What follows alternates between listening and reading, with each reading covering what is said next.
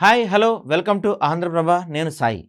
తెలంగాణ అసెంబ్లీలో ఆర్థిక శాఖ మంత్రి బట్టి విక్రమార్క ఓటాన్ అకౌంట్ బడ్జెట్ ప్రవేశపెట్టారు.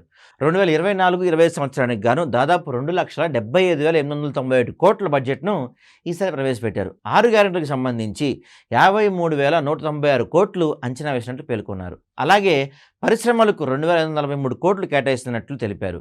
హైదరాబాద్తో అనుసంధానమైన ఐటీ శాఖకు 774 కోట్లు కేటాయించినట్లు ఆయన తెలిపారు.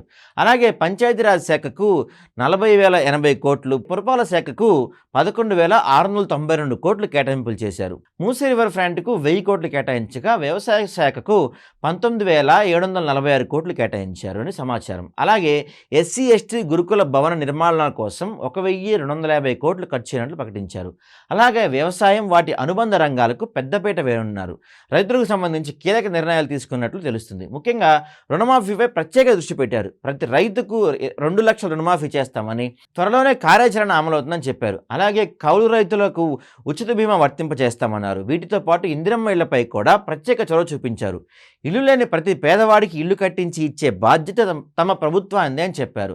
ధరణి రైతుల పాలిట శాపంగా మారిందని, వాటి సమస్యలు త్వరలోనే తొలగిస్తామన్నారు. అలాగే చేనేత కార్మికులను కూడా ఆదుకుంటామన్నారు. అర్హత కలిగిన ప్రతి కుటుంబానికి 500కే వంట గ్యాస్ అందిస్తామని మరోసారి తెలిపారు. త్వరలోనే ఈ హామీకి సంబంధించిన ప్రణాళిక రూపొందిస్తామని తెలిపారు.